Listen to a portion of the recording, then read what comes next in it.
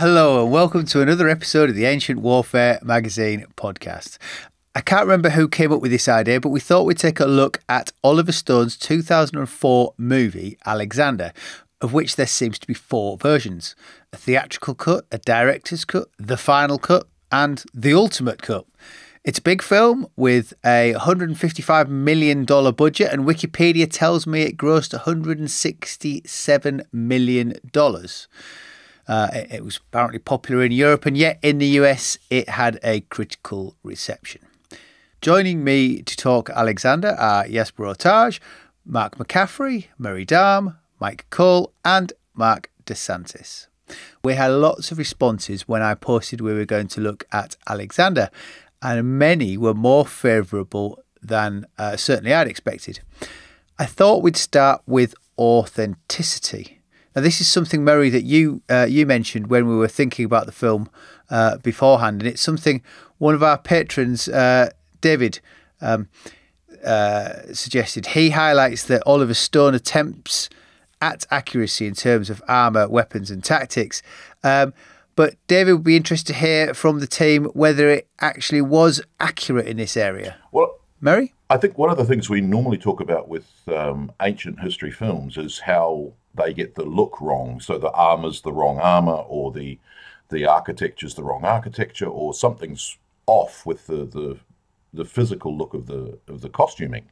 And in Alexander, the look of the film is actually remarkably good, and it's very hard to fault any of the costuming and the uniforms and the weaponry and things. There's a couple of things that are not quite. The bronze, for instance, is a little bit dulled. I think that the Macedonians were probably shinier than they are in the film.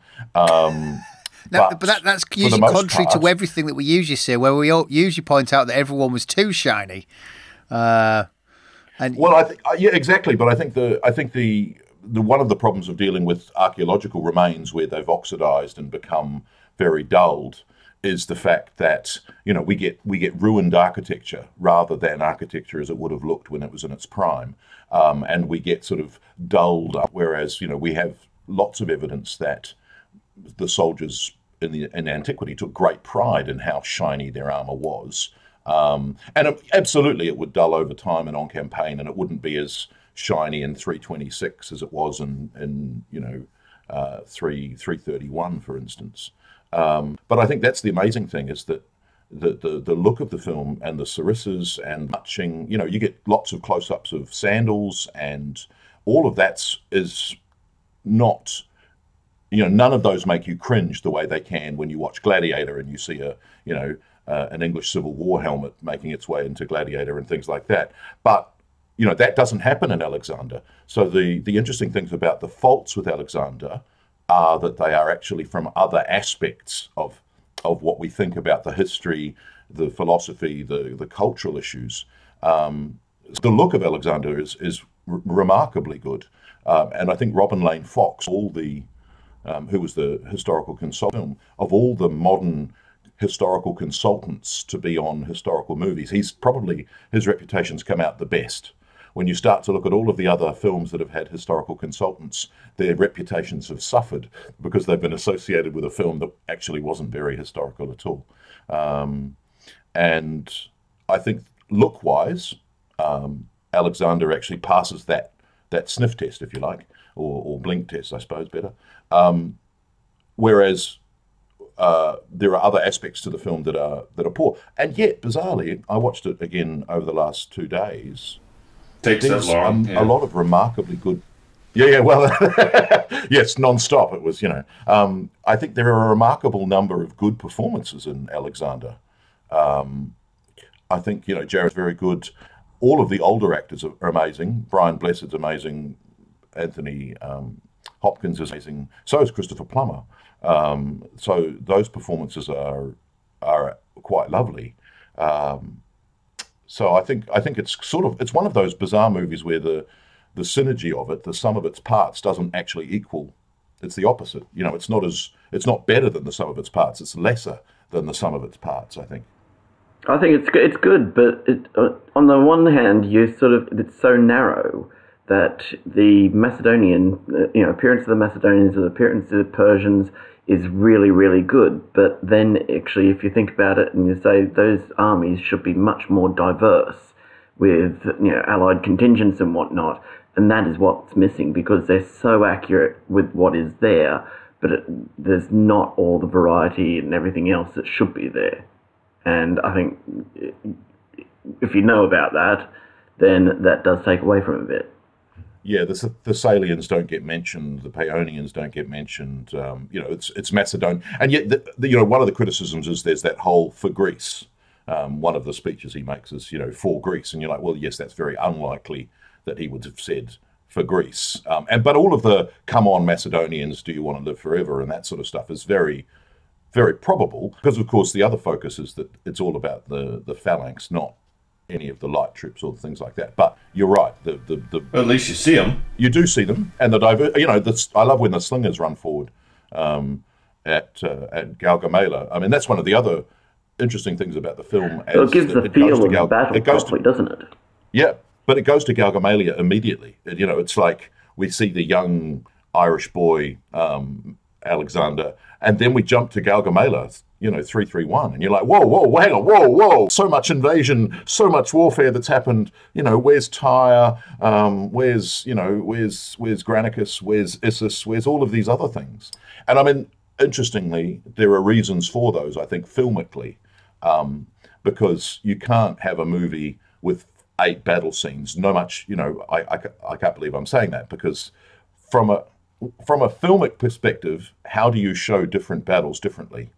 And I think that's the big issue is when you look at Alexander's tactics, they're the same, and you can see that he's doing the same thing in each battle. So therefore, there's an issue in the sense that you can't show the same battle 3 times. He charges for the enemy commanders in every one of his battles. So it's like, well, okay. But you could have shown things like, take one of his early battles and then take something like taking the Sogdian Rock. A little bit more diversity. There's enough drama, like Granicus. You have him almost losing his head. I mean, there's things that you could throw in there to mix it up. And I do agree that going straight to Gaugamela, which is kind of the end, right? You're kind of jumping to the end, to the climax of the story. You lose a lot of the stuff that comes in the build. But I do agree that the equipment is spot on. And I'll tell you this, I loved seeing Phrygian peaked helmets with false beards. I loved seeing Boeotian style helmets on cavalry. I loved seeing tinned and silvered bronze armor as it was actually worn. It was visually incredible. And in a way, that makes me incredibly disappointed because one of the things that you look at a film like 300, which was an affront to historical accuracy in every possible way, right? How are we talking about this movie? Okay, well, I was going to say, but Gladiator isn't really that much better. Go ahead. Gladiator, my favorite scene in Gladiator, they're prepping in one of the rooms, and there's the Sutton Hoo helmet. It was actually, it's kind of interesting to compare the two. We were talking. I was talking to Christy about the movies, and we both had this same thing that we didn't know each other at the time yet, but we would gone to Gladiator, and you come out and you're like stoked about Roman history. And I know Roman Army Talk had been out for not very long then, and I know that helped grow the forum, and all the uniform nerds were all like, all this, the Roman equipment is completely wrong. I'm like, yeah, the equipment is wrong. The entire story is complete bullshit. There's like, the only thing that's right, yes, there was an Emperor Commodus, and there was an Emperor Marcus Aurelius, but the main character's name isn't even a correctly Roman style. I mean, everything is wrong. Well, I mean, that's something else. All the Latin in Gladiator is wrong. There's whole Roma Victor, and you're like, well, no, Roma wasn't a he. Whereas in Alexander, there's the beautiful Greek papyri, written in Greek, and you're like, oh my God, that's cool. So there's all these little touches of authenticity and beauty that, again, are wasted because the overall impression is never this sort of as positive as it could have been. Right, and that's the point. That's the tragedy. So you have 300, which is just, a big bag of not good. And that electrifies the nation. It is one of the most enduring cultural icons out of ancient history. I would argue that more people know about Thermopylae and ancient Greece and ancient warfare through the lens of 300 than almost any other cultural phenomenon. And they have a big bag of poop to work with. Whereas Alexander had that opportunity if they had paid attention to story and they had paid attention to the demands of a good narrative, they could have delivered the same kind of cultural phenomenon with the historical notions and details that would make all of us here on this panel absolutely thrilled. So it breaks my heart that what wins the contest for mass audience attention is 300, this sort of steaming turd, and then in Alexander, which actually. Look, man, they paid attention to the historical consultant. Like, they worried about the Greek, and they worried about the armor, and they worried about... And yet, I mean, you could say a lot about the historical consultant also, including that there's some pretty outdated notions about how Persia worked, how the Battle of Gaugamela. You see, actually, in the movie, the eclipse, the lunar eclipse is shown. And there's in the British Museum there's a tablet there, a Persian tablet that actually it's one of those calendar things. It's the Babylonian Chronicle, isn't it? Yeah. That actually mentioned this was there, and the line says, not like in the movie the king runs away, it's the soldiers run away from the king. They just, the lunar eclipse is such a horrible omen to the Persians. It just means the king, there's going to be a new king. And that's not good right before the battle. So they're all, the implication is it's very possible that the Persian army was extremely demoralized. And when stuff starts to go pear-shaped, as they say in the UK, they just go and run off. Would Alexander have benefited from a narrative standpoint by being told in a linear fashion? I mean, it's one thing to do flashbacks, but it's all flashbacks, flash forwards, because they have the great battle of Gaugamela comes at the very beginning, and that, I think, probably should have been the climax. I don't envy anybody who has to write a scenario for a movie about the life of Alexander the Great, because, holy crap, a lot happens. And there's so many characters that you have to introduce, and people just come and are taken off usually horizontally. Yeah, but that's something I don't understand about the movie, because there's when you go through it, some of the characters like Antigonus Monophalanthus ends up accompanying them through the entire campaign, and you sort of think, hold on, why didn't he stay in Phrygia? What's driving that sort of thing? And maybe it's sort of saying, oh yes, we're going to stick with a set group of characters, and just to keep it simple for the audience. Yeah, I think they're looking for recognizable faces and stuff, and somebody with a huge scar across one eye helps. Well, although you do get that kind of, is he related to Philip? I can't tell. So I think the interesting thing from that perspective, if I don't think you can do it linearly, because you have so much history to get through in such a short period of time. He died before he turned 33, and yet you've got to get through the conquest of Greece. We don't even get the mention of Chaeronea in that film. We don't get the raising of Thebes. We do get a very brief mention about his campaign into Thrace, in the context at the very end of he never saw his mother again. So there's all of that. Then you've got the crossing. Then you've got Granicus. Then you've got Issa. Then you've got all of this. The siege of. I think the siege of Halicarnassus is mentioned in one of the soldiers talks about someone died at Halicarnassus. Yeah. Which is lovely to have it mentioned, but it's a general bonding thing. Yeah, the problem is if you do that linearly, by the time you get to the climax, which is Gaugamela, where they jump to immediately in the movie, you've kind of bored everyone with the same thing again and again and again. And I think that's one of the filmic reasons why they've done that. But there's also so much stereotypical and old-fashioned notion to get through, not only about Persia. You've got the Brotherhood of Man, which goes back to not only Plutarch, but, Dahm made that a big thing in his 1930 biography. That's all, the Brotherhood of Man, we're all equal, we're all that. That's throughout the movie philosophically. Then there's the misrepresentation of Greek homosexuality. He does kiss one Indian dancer. He didn't apparently want to kiss Jared Leto. They just had a couple of cuddles, they hugged. He does say, "I love you, Hephaestion," which is great. But there's a lot of teary eyes when they're talking about their emotions for each other. But it's very wrongful, and there was talk at the time that Colin Farrell was not wanting to show that aspect of it. Similarly with Tom Cruise doing the Interview with a Vampire, not willing to show that aspect of that story between his character and Brad Pitt's character, that they don't want to be associated with homosexuality as an actor, which is kind of like, oh, come on. But so all of those things, and then there's the Oedipus complex with his mother. There's the suggested involvement of her in the assassination of Philip, whereas the Richard Burton film suggests the other way around, that Alexander is the one involved rather than.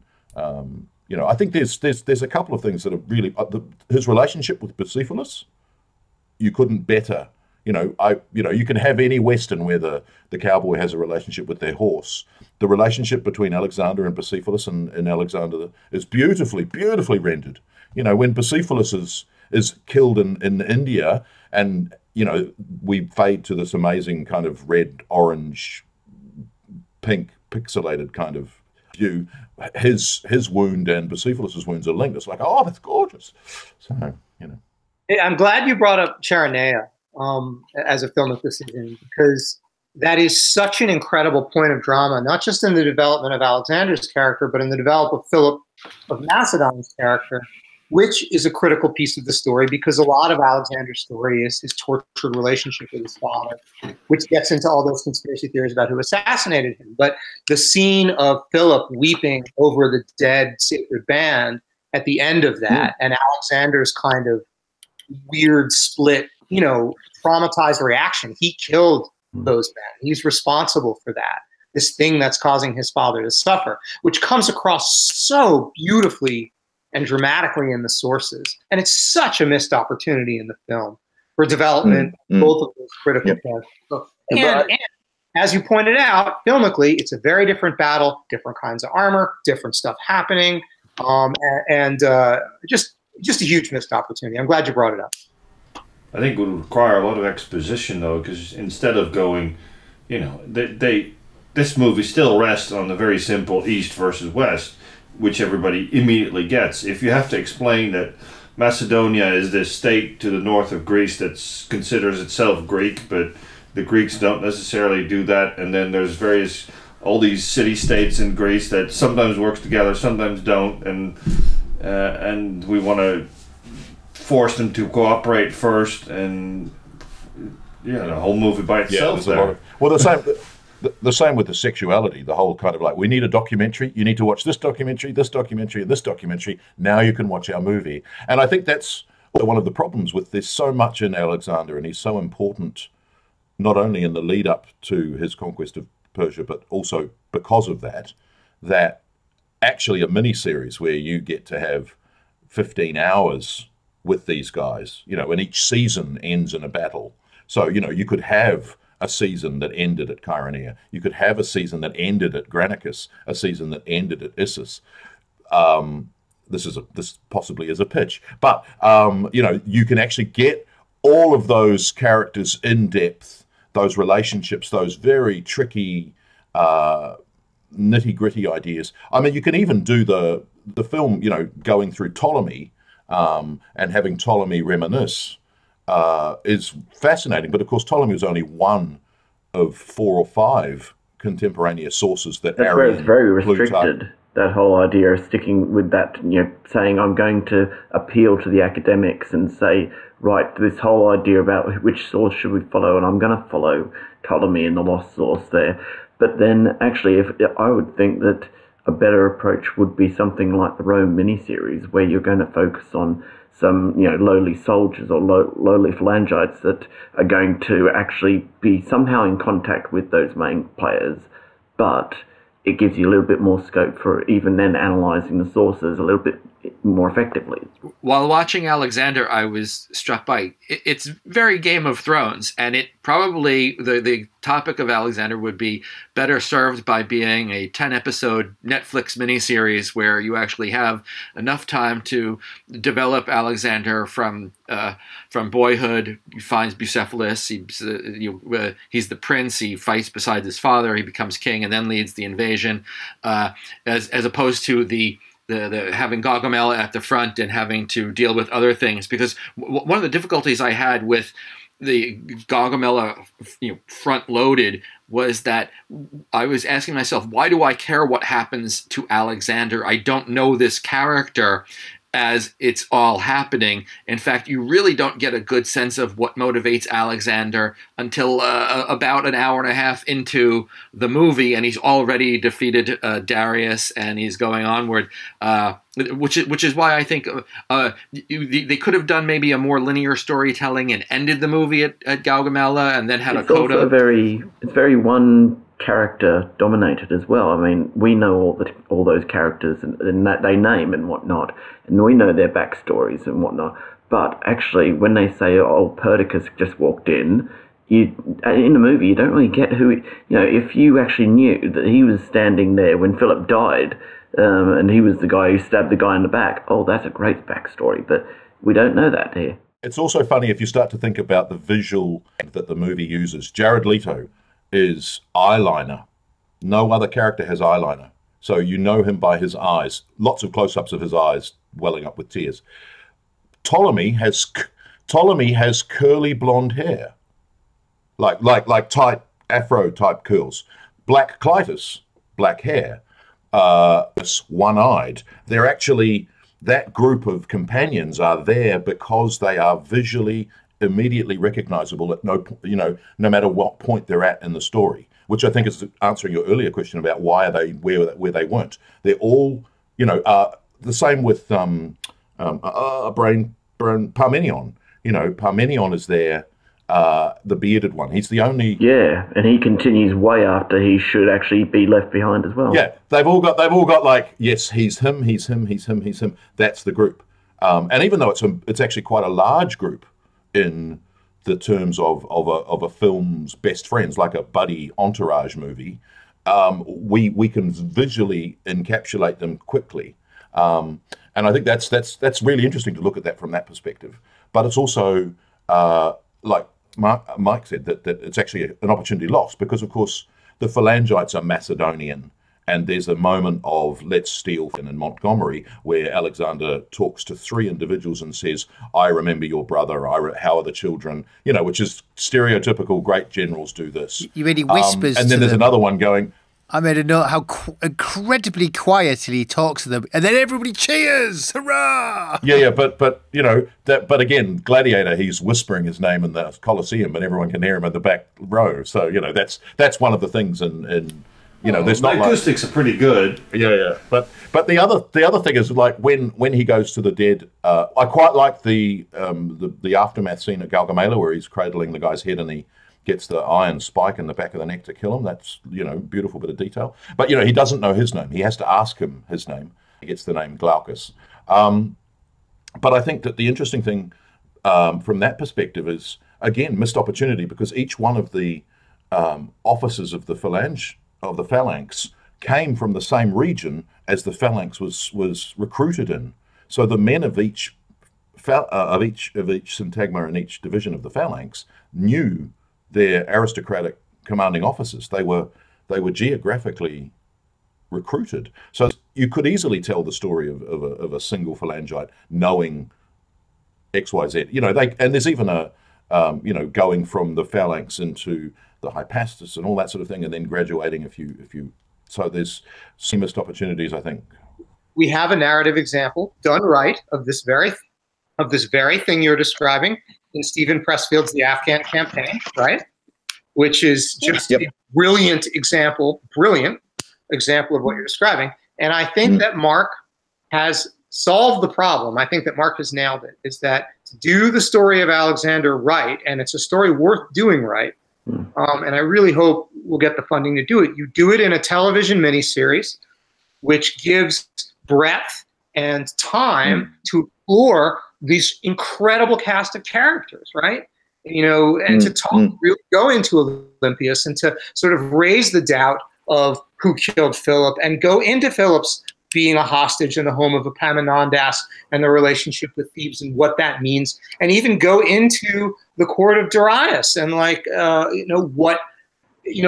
people understand the Persian idea of the lie and the extirpation of the lie, instead of the Persians again being seen from a Greek perspective as these kind of effete Orientals who, we don't understand them. They just want, they just are there to be killed. Whereas to the Persians, the world is in the grip of a lie, right? And they exist to stamp that out in the name of Ahura Mazda and bring truth. And that means something to them. And in a television miniseries, that hopefully would run several seasons, you'd have a chance to do that. And I really, really think that Marc has nailed that. Can you imagine though, we got to season 4 and we're just about to go to Gaugamela and then it gets cancelled. You're like, we're not doing our big battle. Sorry. But I wonder because Stephen Pressfield. But unlike George R.R. Martin, you'd know the end. You'd be able to buy a book and tell you the end of the story. Yeah, exactly. But interestingly, because all of Pressfield's ancient novels are so incredibly filmic, the Alcibiades novel, Tides of War, the obviously the Gates of Fire made him famous first, but the Alexander novel and the Afghan Campaign, and yet none of them have been filmed. I wonder whether there's an issue with negotiating rights or someone wants too much money or something, because they would all make amazing films, all 4 of them. The Amazons, a little bit less so, but it's incredibly accessible. We could email him and ask him, and I promise. I don't know why that hasn't happened, because each one would be. I wonder actually whether Alexander is unlucky as a subject because of the complexity and the breadth it needs. I was thinking about that issue. I mean, that is Alexander's life. He had a short life, but there was so much packed into it that making a movie that actually is something of a biopic, it sprawls too much outside of a theatrical film release of 2 to 3 hours. But I was thinking of some other movies that were relatively lengthy with lots of characters that had worked. I'm thinking that they made a successful movie called Patton. They made a successful movie called A Bridge Too Far. And I was thinking that you either have to take, say, a slice of life of that is you focus on a relatively narrow period of Alexander's life, that is as they did in Patton, that a few years, or you focus on one part of it, a very narrow part, but that is something like Gaugamela or the Siege of Tyre, and because it's not necessarily the case that you have to make an Alexander movie that follows Alexander from birth to death. You could make something more narrow and have all of the possibilities for a drama contained within that movie, even though it's not telling the entire story of Alexander. And I think that might have worked. Anything from the Siege of Tyre to Gaugamela or what have you. Yeah, I think that's the pressure when any time an Alexander project is suggested. So you have the Richard Burton film.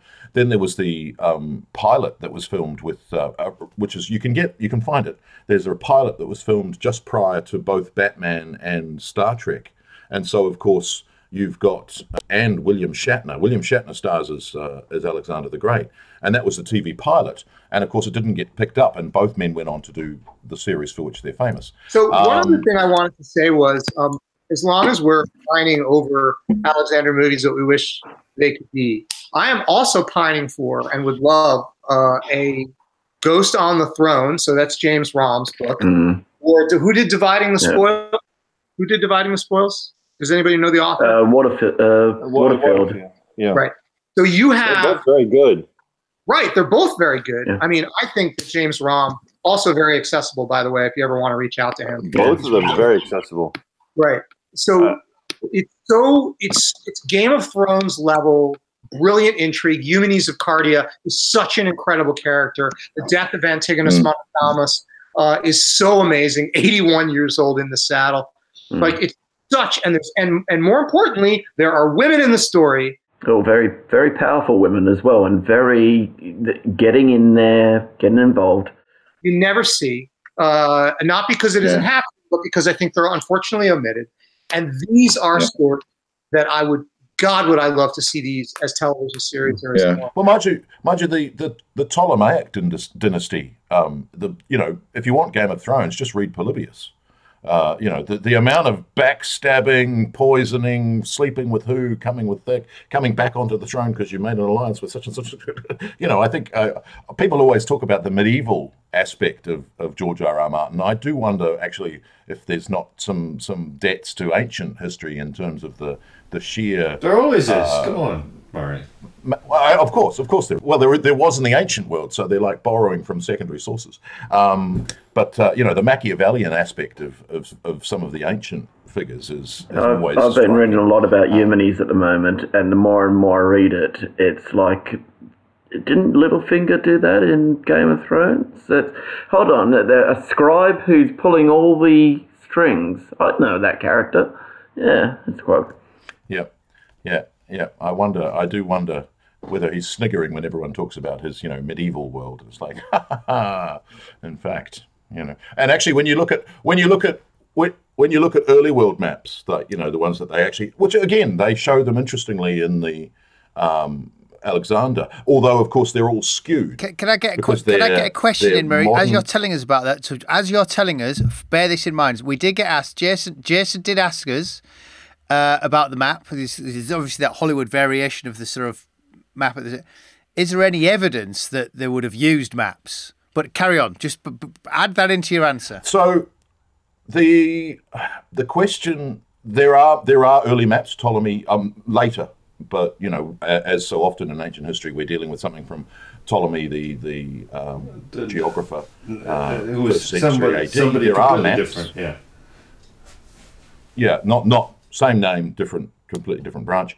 But there are maps, and there are descriptive maps. So they describe a map, which is essentially the map kind of Herodotus's description of the world is the one that they've drawn in Alexander.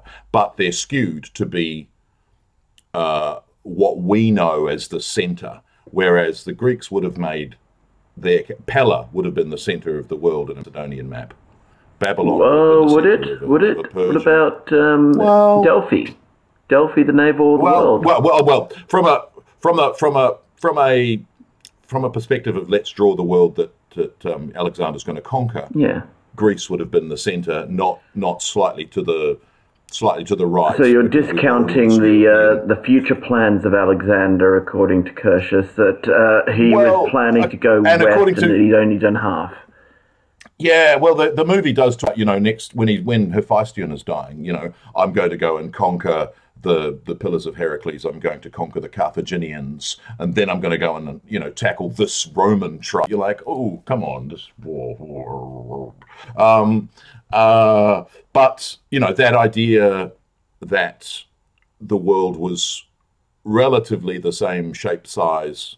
Africa was tiny, according to the ancients. There was this whole concept of the surrounding ocean, and the sort of vagaries of what was to the left and west and east of the centre of the world. And you've got that idea also floating about with the Nile and the Indus being one and the same body of water because of the crocodiles being both. And if you sail up to the headwaters of one, you will sail into the other. And well, I think he does mention that at some point where he's talking about we go over these mountains.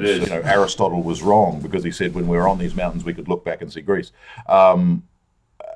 And we keep going that way, and we'll reach, which, but again, there's lovely touches. There's such amazing touches of verisimilitude and knowledge and, insight. And then the sum of all of those amazing parts is this kind of blancmange of, oh, really?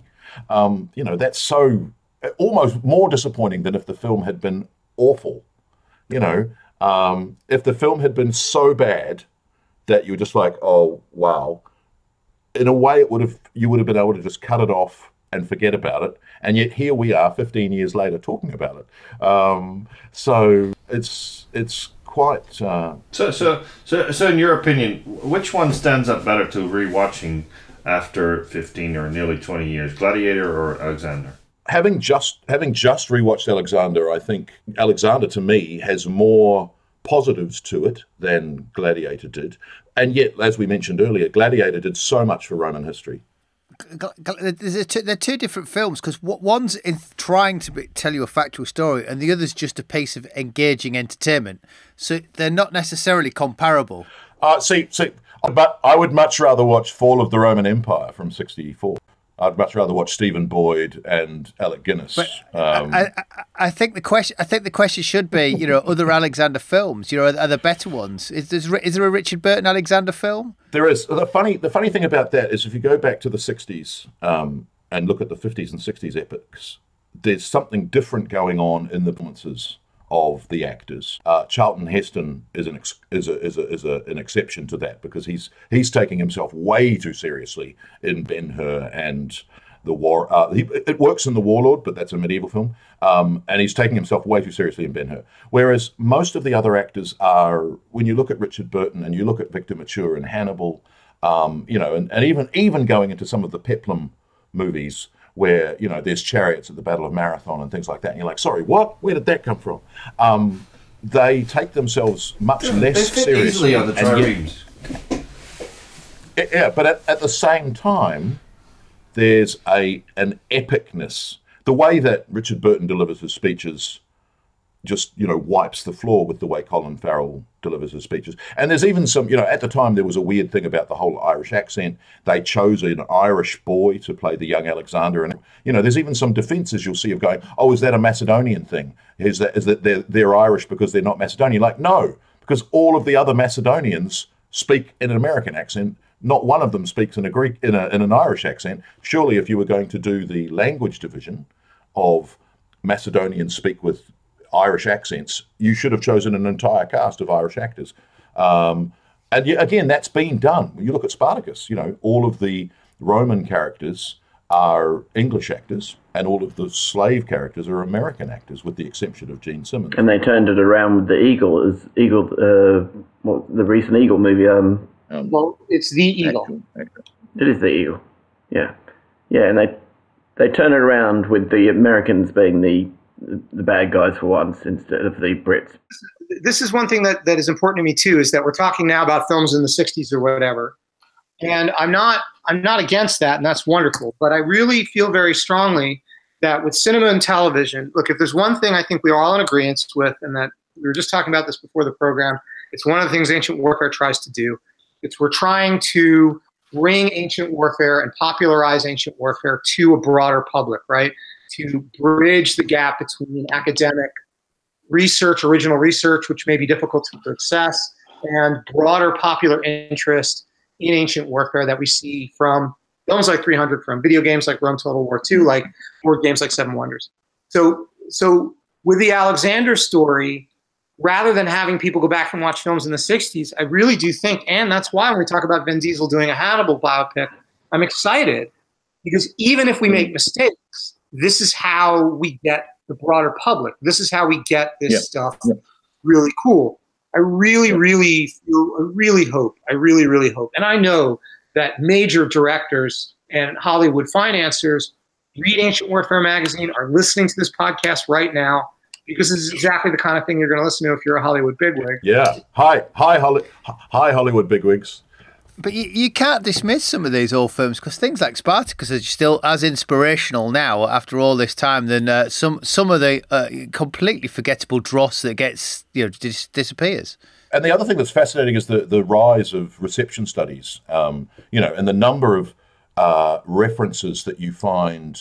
And it's not like they're making the same references. All that said, there was just an ad on Australian television where a whole pile of people stood up saying, "I am Eugene," because someone lost their wallet and an intimidating character came in. But big, expensive 2-minute television ad of "I am Eugene, no, I am Eugene, no, I am Eugene, no, I am Eugene." Well, whichever one of you's Eugene, you dropped your wallet is the punchline. So, and there's hundreds of them, and people love pointing them out. There's several people on Twitter who love pointing out these references in our everyday lives to ancient history memes that we've absorbed. And I think it's true though. But the other thing is that the number of, is the Vin Diesel Hannibal still going ahead? Because it's been talked about for such a long time now.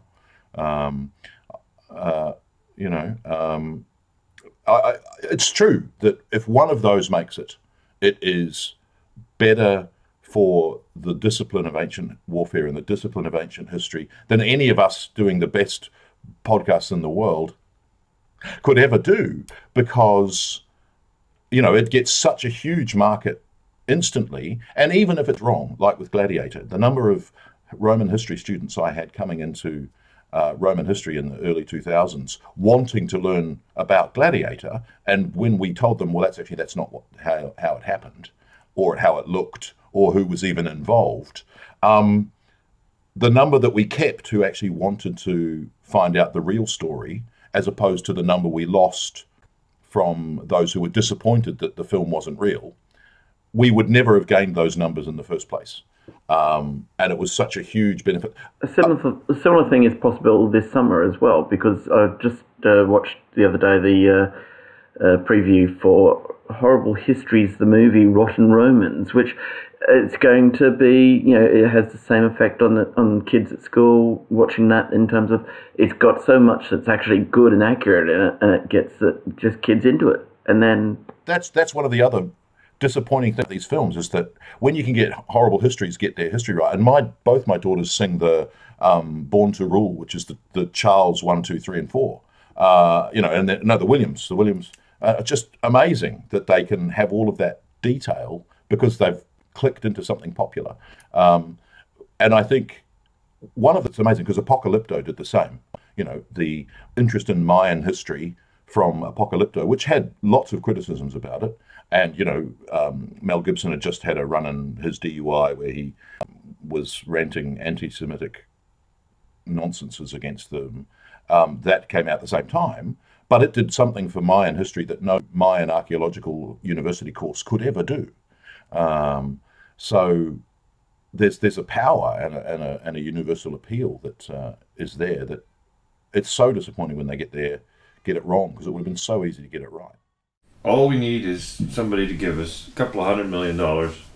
I don't know that we actually need that big a budget. I think the reality is, if you actually know a group of hoplite reenactors, you've got an amazing group of hoplites.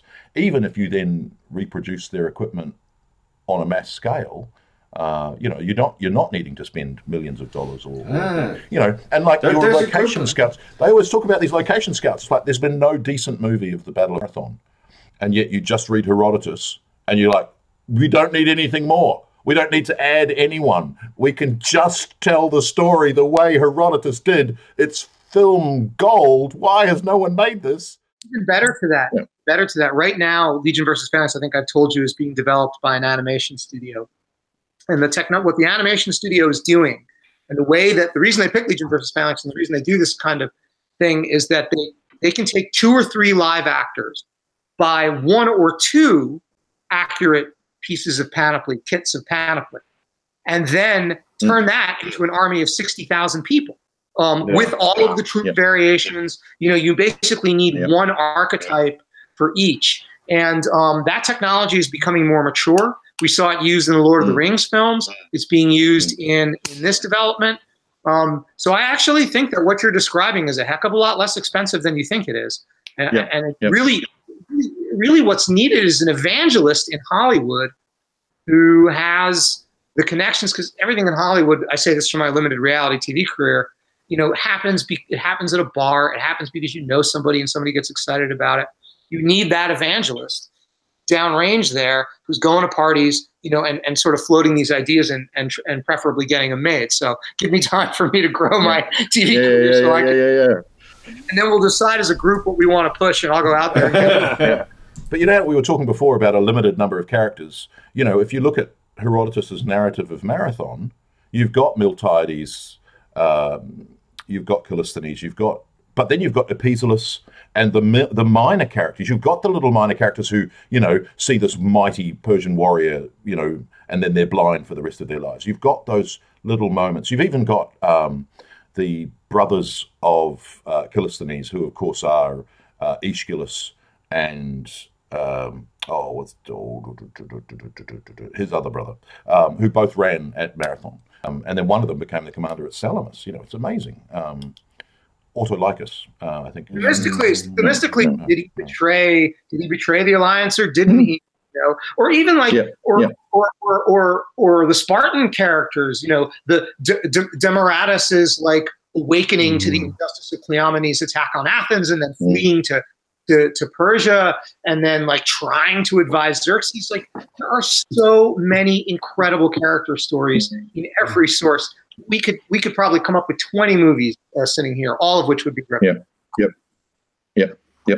I wonder if I was going to mention this before, but when you go back to the 60s films, and sometimes the success of these things is more to do with the themes that are prevalent at the time. So perhaps some of these 60s films had different underlying themes that get drawn out, which makes them a success.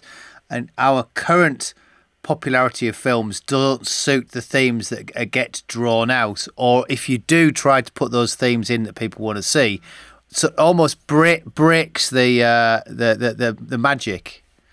That's 300, which is a film personifying global terror over Islamic immigration in the post 9/11 world. Which is still a rallying cry for the far right. That film. You're absolutely right, Angus. Unfortunately, it's the darkest theme that resonates.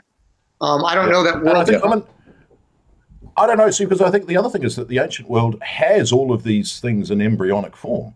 Here we are talking for you guys on International Women's Day. You could make a movie of Artemisia that's not, the sequel to 300, that actually just takes her career, again, as Herodotus describes it, and that's, female empowerment in a man's world. She has the second best set of ships in the entire Persian navy of 1,200 triremes.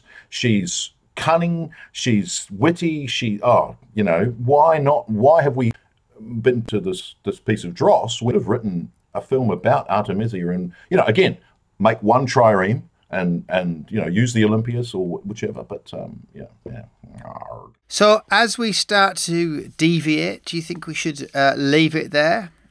Have we, as we move away further and further from Alexander to other films, we're almost bumping into another podcast, and we don't necessarily want to. Look, I think we can turn everything back to Alexander. I think that's the thing. I was going to say, if you want to do, in the vein of modern movies that are successful, Marvel does all these superhero movies. If you want to turn it back to Alexander, there's just from the ancient world. Who's the superhero?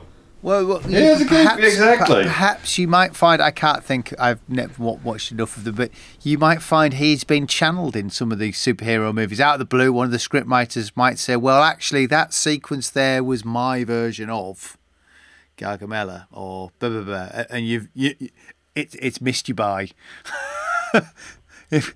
And because it's a retelling in a different sphere, in a different world with different people, it's somehow more politically acceptable or accessible. Thanos he's just got an Alexander complex. That's the thing. He wants to conquer because he wants to be called the Great, and it's like, well, you've got to do what Alexander did. Sorry, but building an infinity. He's already got a Greek name, so. Yeah, exactly. So, I think it's just Alexander, I think, deserves better. And again, remarkably, when you start to look at the number of attempts to put Alexander on screen, they're very few. It's almost like it's so daunting because, of course, at the same time as the Oliver Stone movie was going to be a Baz Luhrmann movie with Leonardo DiCaprio as Alexander that was being filmed in the outback of Australia that never got made. Which was very exciting in Australia at the time. And again, it was that weird thing in Hollywood of there's not just one Alexander movie being made, there's two Alexander movies being made at the same time, and one, falls behind or isn't as successful as the other. But you look at, it's almost like they've got pet projects amongst studios and that they all run with it. And they stop. I mean, it was, the original title of Spartacus was The Gladiator, because that was the original, and then another studio had paid for that title, so they couldn't use it, so they had to use Spartacus. Just an interesting point. Interesting point that Brian, who's watching live's just made. So I haven't quite got my brain engaged, so it might all fall out wrong. But he talks about empathizing. Perhaps there's a problem with us empathizing with the ancient world. Which is why these films don't get picked up. And his example is, there's the same reason we don't have aliens on alien world hero films, if that makes sense. But Spartacus, if you think of Spartacus, there's an oppressed and an oppressor kind of thing. You don't really get that necessarily so much in Alexander, do you? You get someone of privilege romping about conquering the world. Well, but it's a privilege. But his grandfather, they all say about 5 times that they all descend from goat herders. So country nomads, that they're doing what the effete Greeks could never accomplish. They're the strong, sturdy men, the yeomen, that kind of thing. And we all identify with the Spartans in 300. Yeah, and I think the funny thing, of course, that we all have is that we read Myke looks ancient like sources one, but the Spartans were 300. There's 300 of them against 500,000 Persians. There's a of them and 7,000 of them, by God. And that the Hellas. But I think the thing about the sources is we see the humanity of ancient Greek and Roman experience. When you read the Greek tragedians and the comedy and the stories in Herodotus, Thucydides, well, less in Thucydides, but in Plutarch certainly, it's very similar to our experience. You can empathize with them because the motivations that are ascribed to them are so real and so universal. And I think it's something that often gets lost. Yeah, but I don't think sometimes translation to the stage. You get them sort of talking like, if you're having the Athenians talk about fighting for their freedom against the Macedonian oppressors, it's not the same freedom as today, and that is lost in translation there because they're talking about something totally different. Well, exactly. Like no one's going to make a movie about Epaminondas and Pelopidas of Thebes talking about freeing Greece from the tyranny of Sparta. It's like, whoa, I can't compute. Your message won't work. And you're like, but it would be brilliant. And it's short because they both, they only last a decade. But Shall we wrap up? Thanks to all those patrons who've watched and contributed live to the discussion. If you're interested to become a patron, you can find out more at patreon.com/Ancient Warfare Podcast. I'd like to thank Jasper, Marc, Mary, Myke and Marc. I'm Angus Wallace, and thanks for listening.